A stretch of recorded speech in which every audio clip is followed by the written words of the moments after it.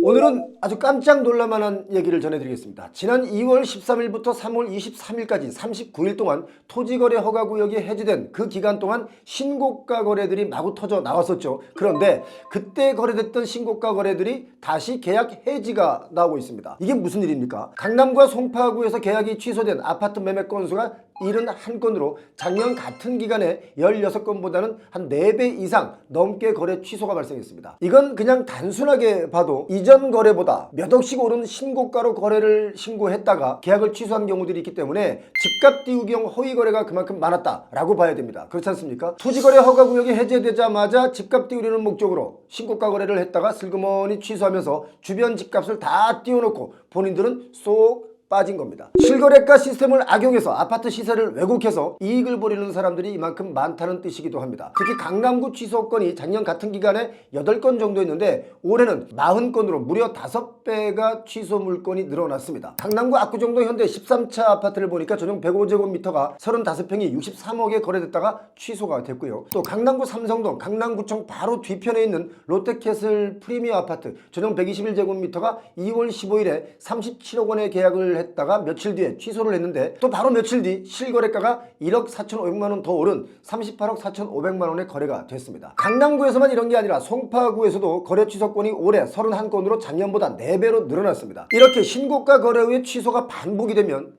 시장 가격의 교란을 불러일으킵니다. 이런 영향으로 강남의 신고가 거래가 올해 들어서만 60%가 늘어났습니다. 이렇게 60%의 신고가가 늘어나니까 그래 역시 강남 불패구나 하는 인식을 갖게 만드는 거죠. 그리고 계약 취소의 경우는 실수요자보다는 장단기 투자의 비중이 높아졌다 이런 걸 알 수가 있는 부분인데 최고가 아파트를 더 비싼 신고가에 사들이는 그런 사람들을 보면 아파트를 주거의 공간이라는 개념보다 투자의 개념으로 사는 분들이 더 많습니다. 사실 최근 들어 중소기업을 운영하시는 분들이 회사를 운영하기보다 강남 아파트를 사는 것이 훨씬 더 큰 이익이고 이익을 내는 속도도 더 빠르다 라면서 회사를 팔려고 하는 움직임들이 많아졌습니다. 경기도 평택 쪽에 반도체 관련 공장을 운영하는 업체 그런 업체들의 사장님들을 제가 많이 만나보니까 회사를 운영할 수 있는 여러 가지 환경이 너무 어려워졌다 라고 하면서 회사를 팔려고 내놓은 분들이 아주 많았습니다. 그래서 회사 팔고 뭐 할 거냐라고 물어보니까 압구정이나 반포의 아파트를 사야겠다라고 말하는 거였습니다. 사실 저는 이 얘기 듣고 깜짝 놀랐습니다. 여러분도 놀랍지 않습니까? 이렇게 생산적인 활동을 하시는 기업가들이 회사를 접고 너도 나도 아파트 투자를 하기 시작하면 그야말로 손은 누가 키우나 이거 정말 큰일 났다 이런 생각이 들었습니다. 사람들의 아파트값 상승이라고 하는 이 인식 이 정도로 무서운 겁니다. 그런데 여러분 우리가 이미 다 겪어봤듯이 오르막이 있으면 내리막이 있고요. 내리막이 있으면 또 오르막이 있는 법입니다. 신고가에 함부로 올라타시면 안 되죠. 지금 현재 우리나라 은행들의 서울지역 주택담보대출 연체율이 급상승하고 있습니다. 한국은행 자료를 보니까 지난 2월 말 기준 국내 은행이 서울지역 주택담보대출 연체율이 0.35%로 집계가 됐는데 이 연체율은 전체 주택담보대출 중에 1개월 이상 원리금 상환이 연체된 비율입니다. 역대적으로 이 수치가 가장 높은 수치입니다. 자, 0.35%라고 하니까 에게게 그것밖에 안 돼 하시는 분도 계실 텐데 이거 정말 심각한 수치죠. 보통의 은행들은요 연체율이 올라가면 이제 곧 경매가 많이 늘어나겠구나 라고 미리 예상을 하는데 이렇게 연체율이 높아지는 이유 중에 가장 큰 이유는 집값이 높은 데다가 또 높은 만큼 대출의 양이 많아졌죠. 그리고 금리도 중금리 시장이기 때문에 금리도 이전보다는 훨씬 높다 보니까 이자 감당이 여러모로 훨씬 더 어려워진 겁니다. 이런 것을 알 수 있는 데이터가 바로 주택구입 부담 지수라는 것이 있는데 중위소득 가구가 중간가격 주택을 표준 대출로 구입을 할 때 대출 상환 부담을 나타내는 지수가 바로 주택구입 부담 지수입니다. 자, 여기서 말한 표준 대출이라는 게 뭐냐면 일반적인 의미로 DTI 총부채 상환 비율을 25.7% 그리고 LTV 주택담보대출 비율을 47.9%로 하고 만기 20년 원금과 이자의 균등상환 대출을 보통 표준 대출이라고 합니다. 이걸 기준으로 작년 24년 4분기 기준 서울 아파트의 주택구입 부담 지수가 157.9였습니다. 그런데 작년 3분기는 150.9였죠. 이것보다 아주 크게 높아졌습니다. 그런데요, 좀 전에 말씀드린 한국주택금융공사에서 발표한 서울 아파트 주택구입 부담 지수 157.9는 이게 좀 잘못된 통계입니다. 왜냐? 제가 위에서 DTI 총부채 상환 비율을 25.7의 표준으로 계산을 했는데 사실 현실적으로는 요즘 DTI가 70% 대출을 해주고 있고요. 또 은행이 LTV 주택담보대출 비율을 산정할 때 47.9%를 적용하는 게 아니라 요즘 최대 70에서 80%를 대출해주기 때문에 제가 조금 전에 말씀드린 주택구입부담지수 157.9는 한국주택금융공사에서 그야말로 표준으로 잡아서 한 것이기 때문에 현실적으로는 더 많은 부담이 되는 게 사실입니다. 그렇지 않습니까? 얼마 전에 대권 후보분들이 표를 얻으려고 청년들에게 LTV 주택담보대출 비율을 폐지해주겠다라는 공약을 한 분도 있었습니다. 제가 그 공약하시는 분을 딱 보면서 그런 생각이 들었습니다. 아주 그냥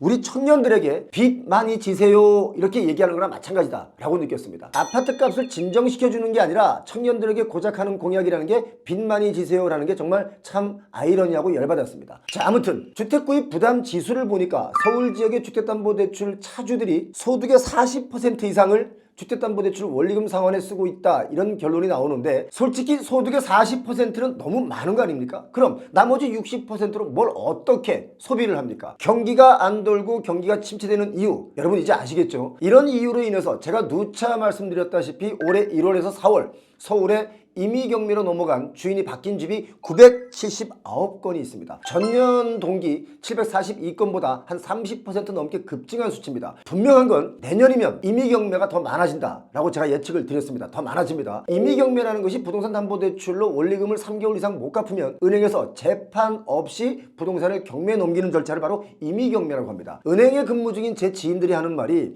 연체가 정말 상상을 초월한다라고 하는데 이러다가 내년엔 경매가 지금보다 2배, 3배 더 늘어날 수가 있습니다. 참고로 최근에 임의경매가 이렇게 많이 늘어나는 이유 중에 하나가 코로나 위기 때 아주 초저금리로 주택담보대출을 받았을 때 저금리에 고정금리로 받았다가 이게 약정기간이 풀리면서 다시 금리가 크게 올라가니까 어려워졌기 때문에 연체율이 올라가는 부분도 있습니다.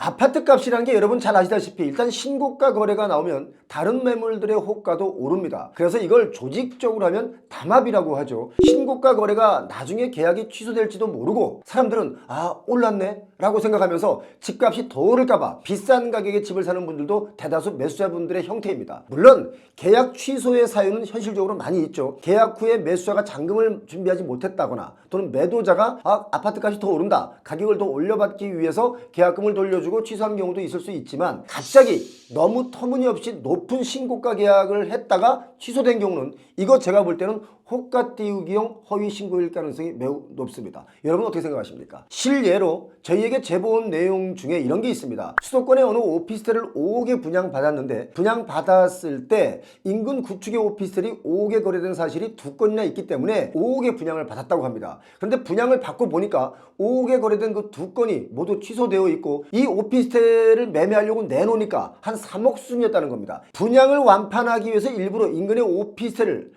고가에 매매를 한 후에 분양에 들어간 거죠. 이 수법은 제가 여러 차례 여러분께 설명을 드렸던 부분이기 때문에 이제 여러분 분양가가 적정한지 아닌지를 잘 분간하셔야 됩니다. 이제 강남권의 재건축 아파트 단지들이 재건축에 본격적으로 들어갈 텐데요. 재건축에 들어가기 전에 이런 신고가들이 많이 나올 겁니다. 신고가 거래를 해야 재건축 단지의 가치가 올라가기 때문에 이런 일들이 많을 수밖에 없겠죠. 자, 이런 거 어떻게 막을 방법이 없습니다. 막는다고 해도 범죄 혐의를 단정할 방법이 애매하죠. 그래서 이런 것을 어떻게 막느냐? 결국 우리 소비자들이 잘 판단해야 되는 부분입니다. 요즘 제가 무료 강연회를 진행하면서 듣는 이야기 중에 가장 고마운 이야기가 뭐냐면 부동산의 현실과 문제점 그리고 소비자가 생각해야 될 부분에 대해서 가장 쉽게 설명을 해주신다. 고맙다 라는 얘기를 들을 때입니다. 앞으로 강남권의 아파트 가격은 똘똘한 채 희소성 특수성을 가지고 아마도 좀 더 신고가가 나올 수 있는데요. 그런데 이런 신고가도 언제 어느 날 느닷없이 폭락거래가 나올 수 있는 그런 경제 상황이라는 거 염두에 두시기 바랍니다. 왜냐하면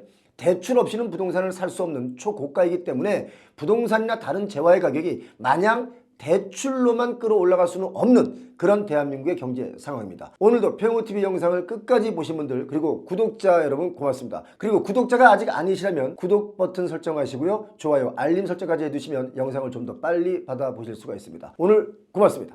여러분, 토지, 땅 투자 어렵고 위험할 것 같다고 생각하시는 분들 많이 계시죠? 아니면 나는 아파트밖에 몰라서 한 번도 땅이나 토지를 공부해 본 적이 없어 라는 분들이 계신데요. 그런 분들을 위해서 배용호TV에서 제대로 준비했습니다. 이젠 아파트 말고도 다른 부동산, 특히 땅에 대해서 조금만 공부하시면 이 부동산 시장 절대 어렵지 않습니다. 기초부터 알고 싶으신 분들은 이번 강연, 무료 강연입니다. 절대 놓치지 마시기 바랍니다. 5월 17일 단 하루 현장을 누빈 전문가의 노하우로 저희가 확실하게 여러분께 아주 쉽게 알려드리겠습니다. 고정 댓글에 신청 링크가 있으니까 지금 바로 확인하셔서 많은 신청 바랍니다. 딱 50분을 초대해 드리겠습니다. 토요일 날 뵙겠습니다.